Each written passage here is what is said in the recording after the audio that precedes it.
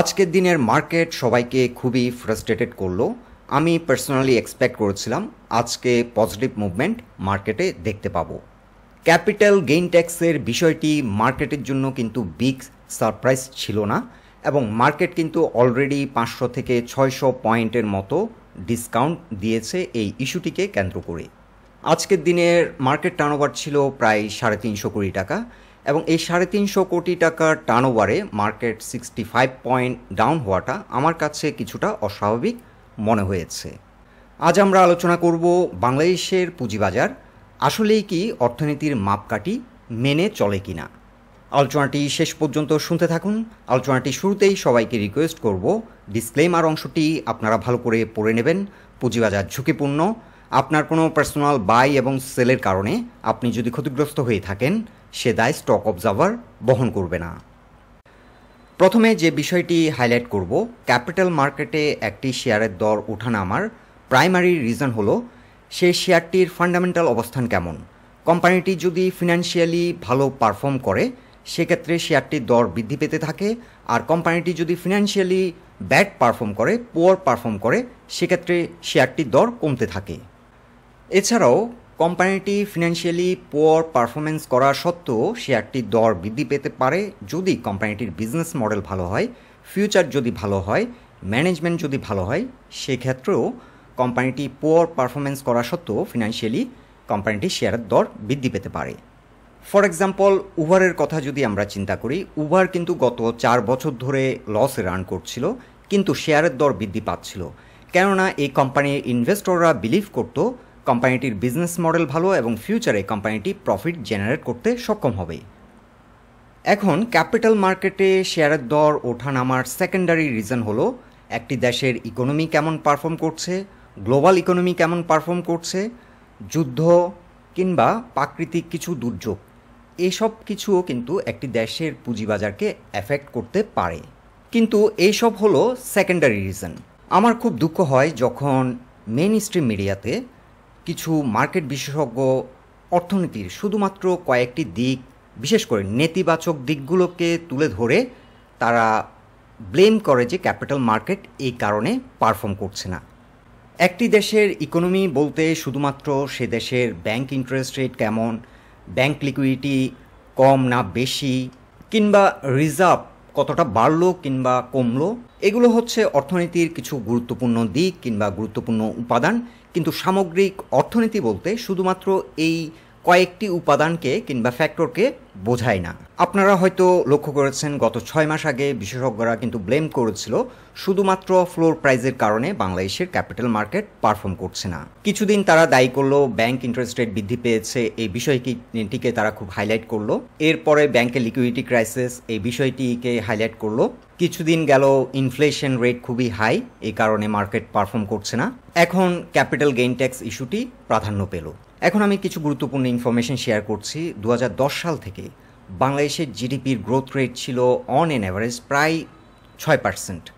আমরা যদি ইন্ডিয়ার সাথে কম্পেয়ার করি, বাংলাদেশ কিন্তু ইন্ডিয়ার সাথে সমান্তরালভাবে এগিয়ে যাচ্ছে যদি আমরা জিডিপি গ্রোথ রেট দেখি।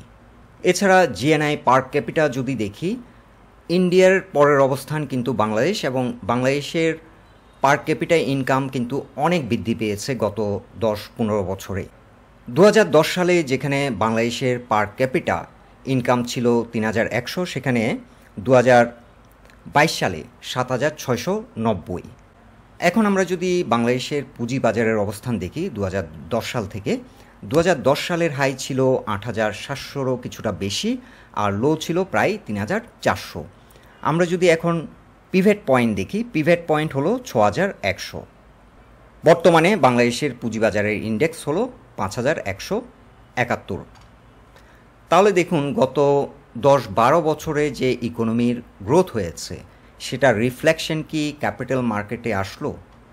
পৃথিবীর প্রত্যেকটা ক্যাপিটাল মার্কেটের একটা বেসিক ফান্ডামেন্টাল হচ্ছে ক্যাপিটাল মার্কেট মাস্ট ইনফ্লেশনকে বিট করবে এবং জিডিপি যে অনুপাতে গ্রো করছে সেই অনুপাতে গ্রো করে। এবং আমরা যদি একটু ডিপলি পৃথিবীর প্রত্যেকটা ক্যাপিটাল মার্কেটের দিকে তাকাই, অন অ্যান অ্যাভারেজ প্রতিটা মার্কেটই 10 থেকে 12% বছরে গ্রো করে। তার একটি গুরুত্বপূর্ণ কারণ হচ্ছে আমরা যদি 2010 সাল থেকে 2020 সাল এই 10 বছরের অবস্থান যদি দেখি, পৃথিবী জুড়ে কিন্তু ইনফ্লেশন ছিল প্রায় 5 থেকে 7% এবং অন অ্যান অ্যাভারেজ জিডিপির গ্রোথ রেট ছিল 5 থেকে 7%। So on an average capital মার্কেটগুলো গ্রো করেছে 10 থেকে 12%। এখন আমার একটি প্রশ্ন হলো, আমাদের যে মার্কেট বিশেষজ্ঞরা সবসময় ইকোনমিকে রিলেট করার চেষ্টা করে ক্যাপিটাল মার্কেটের সাথে, তাহলে এই 10 বছরে বিশেষ করে 2010 সাল থেকে 2020 সাল পর্যন্ত বাংলাদেশে একটা ট্রিমেন্ডাস গ্রোথ হয়েছে এবং ওই সময় ইনফ্লেশন রেটও ভালো ছিল এবং ইকোনমির অনেকগুলো ইন্ডিকেটর কিন্তু ভালো ছিল।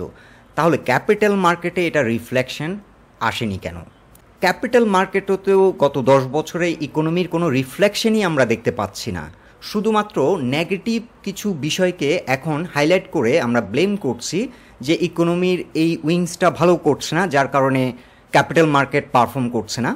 ইকোনমির ওই উইংটা এখন দুর্বল, যার কারণে ক্যাপিটাল মার্কেটে এটা রিফ্লেকশন আসলো। তাহলে ইকোনমি যখন ভালো পারফর্ম করে, সেই রিফ্লেকশনও কিন্তু ক্যাপিটাল মার্কেটে আসা উচিত। সেই রিফ্লেকশনটা আমরা ক্যাপিটাল মার্কেটে দেখতে পাচ্ছি না কেন? সো ডেফিনেটলি এখানে অন্য সমস্যা আছে। এই সমস্যাগুলো যদি সর্ট আউট করা না হয়, শুধুমাত্র কিছু ইকোনমিক্যাল ফ্যাক্টরকে যদি দায়ী করা হয়, ক্যাপিটাল মার্কেট আগামী 10 বছরও আগাবে না। এই কথাটি কিন্তু আমি এর আগেও অনেকবার হাইলাইট করেছি এবং এর আগের একটি আলোচনায় আমি বলেছিলাম যে আমরা কিন্তু এভাবে বছরের পর বছর যেতে থাকবে, কারণ আগামী 3 মাস পর নতুন করে কিন্তু আরও একটা সমস্যা আমরা ফেস করব। তখন কিন্তু ওইটাকে হাইলাইট করা হবে যে এটার কারণে ক্যাপিটাল মার্কেট পারফর্ম করছে না। এবং ওই আলোচনায় আমি এটিও বলেছিলাম, পৃথিবীর প্রত্যেকটা দেশ কিন্তু এই সমস্যাগুলো কম বেশি ফেস করছে এবং তাদের ইকোনমি এগিয়ে যাচ্ছে এবং ক্যাপিটাল মার্কেটও সমান্তরাল এগিয়ে যাচ্ছে। কিন্তু আপনারা একটা জিনিস লক্ষ্য করুন, ডেসপাইট অল দিস হার্ডল, আমরা যে ইকোনমির যে উইংসগুলোকে এখন দুর্বল বলছি, সেই দুর্বলতা থাকা সত্ত্বেও কিন্তু আমাদের জিডিপি গ্রো করছে, আমাদের দেশের পার ক্যাপিটা ইনকাম কিন্তু বৃদ্ধি পাচ্ছে, ইকোনমি কিন্তু থেমে নেই। তাহলে পুঁজিবাজার কেন একটি পয়েন্টে থেমে আছে? এটা আমার বিশেষজ্ঞদের কাছে প্রশ্ন। এখন আরও কিছু গুরুত্বপূর্ণ তথ্য তুলে ধরছি। বাংলাদেশের যে রেডিমেড গার্মেন্টস এক্সপোর্ট 2014 সালে এক্সপোর্ট হয়েছিল $24 বিলিয়ন কিছু বেশি, আর 2023 সালে প্রায় $47 বিলিয়ন এক্সপোর্ট হয়েছে। এখানেও কিন্তু একটা ট্রিমেন্ডাস গ্রোথ ইয়ার বাই ইয়ার দেখতে পাচ্ছি। এখন দেখুন, 2010 সাল থেকে টেক্সটাইল সেক্টরে কিন্তু একটা ট্রিমেন্ডাস গ্রোথ হয়েছে এবং বাংলাদেশের এটি একটি ইম্পর্টেন্ট সেক্টর। এই সেক্টরের যে গ্রোথ, সেটা রিফ্লেকশন কিন্তু সেক্টরাইজ যদি আমরা দেখি টেক্সটাইল সেক্টরে এই রিফ্লেকশন হয়নি।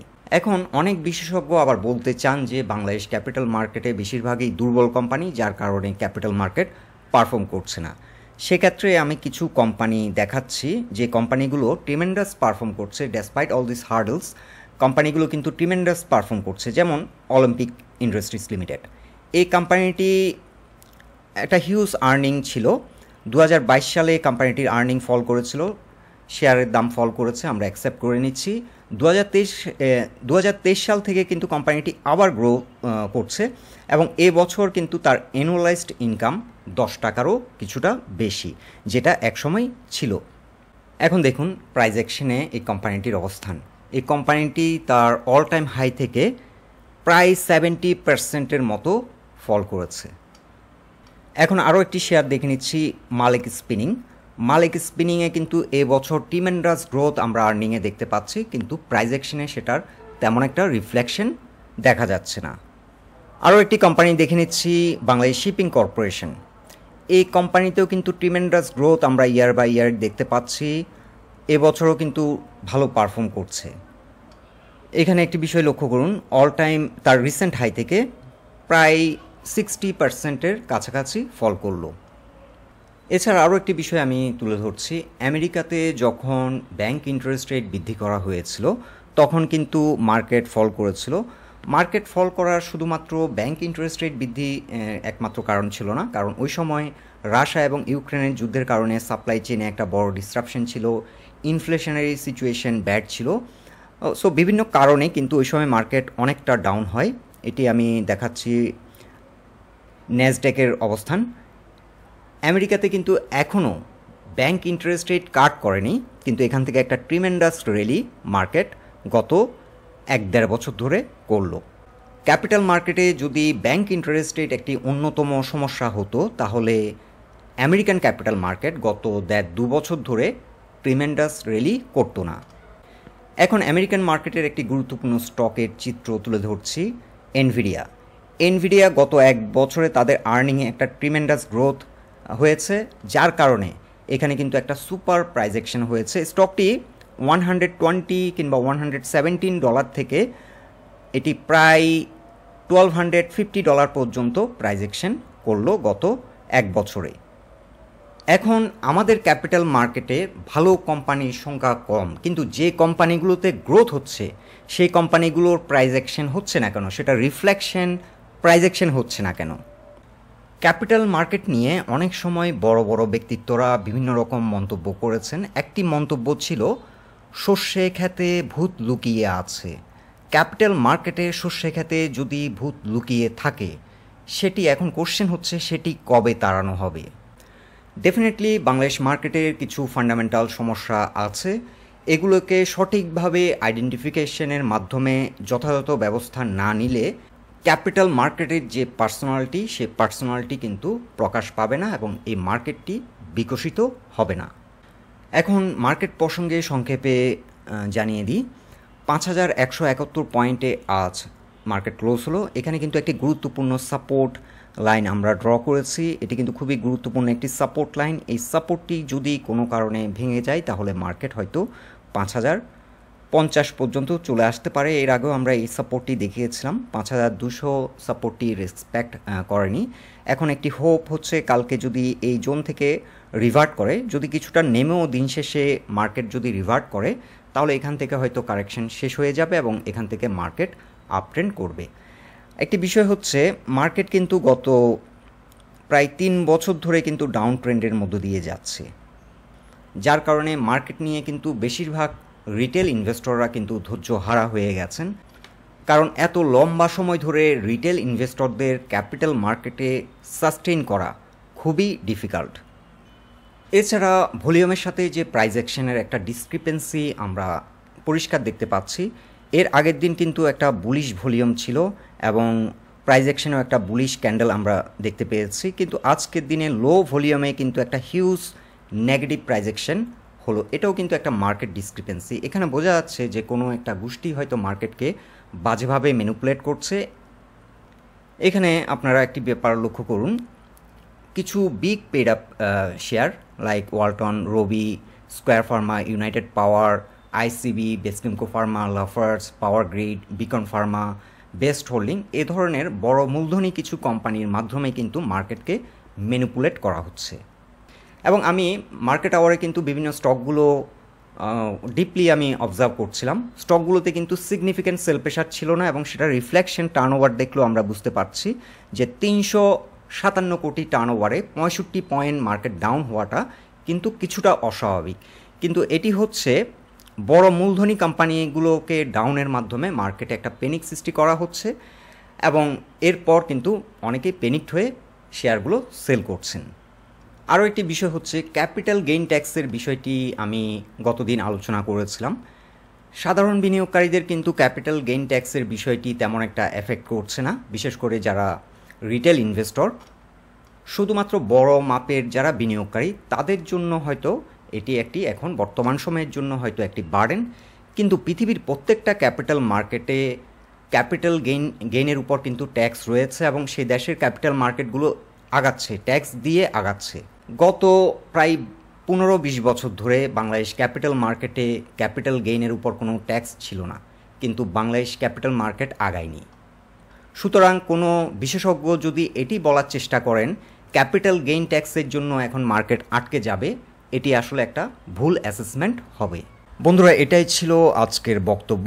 আজকের বিষয়টি কিছুটা গুরুত্বপূর্ণ এই কারণেই যে আজকে আমরা অর্থনীতির যে ইমপ্লিকেশন পুঁজিবাজারে আছে সেটার উপর কিছুটা গুরুত্ব দেওয়ার চেষ্টা করেছি এবং আপনাদের মতামতগুলো আমাদের কাছে অত্যন্ত গুরুত্বপূর্ণ।